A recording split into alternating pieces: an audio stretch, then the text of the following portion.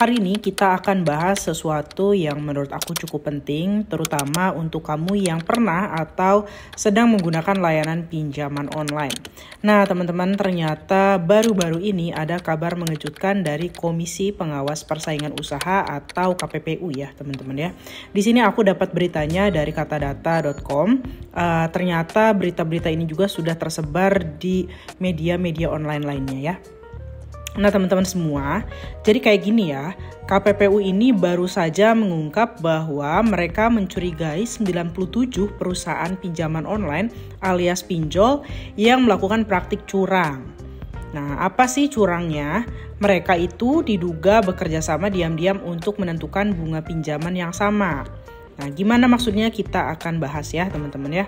Nah, jadi KPPU menemukan bahwa bunga harian pinjol ini diatur tidak boleh lebih dari 0,8% per hari. Jadi pada tahun 2021 angka itu diturunkan jadi 0,4% per hari. Nah ini diatur ya teman-teman ya. Sekilas mungkin terlihat baik untuk konsumen ya. Nah tapi masalahnya adalah ini bunga ditentukan secara bersama-sama bukan berdasarkan persaingan alami di pasar. Nah, jadi konsumen itu kehilangan kesempatan mendapatkan bunga yang lebih murah. Jadi semua aplikasi pinjol itu bunganya seragam, teman-teman udah diatur ya. Nah, jadi kalau kamu belum tahu, kartel itu istilah dari kerjasama antar perusahaan buat mengatur harga atau pembagian pasar. Nah, ini tentu ilegal ya, karena bikin persaingan gak sehat dan akhirnya yang dirugikan itu ya kalian semua konsumennya ya.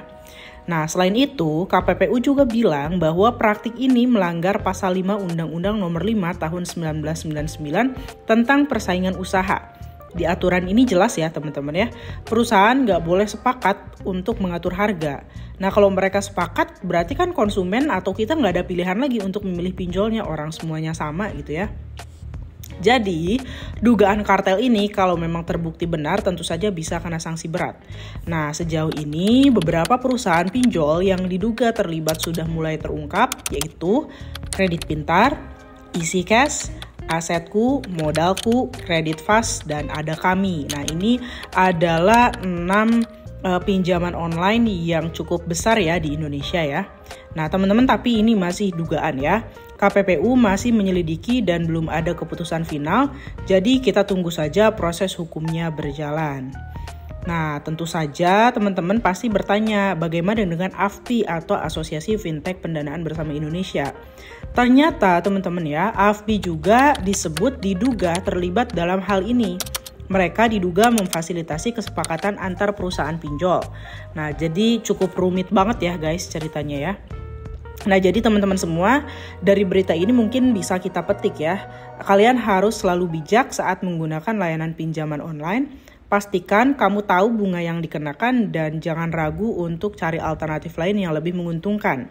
Nah, kalau ada update terbaru tentang kasus ini, kita bakal bahas lagi. Nah, kalian jangan lupa untuk like, subscribe, dan share video ini ke teman-teman kalian.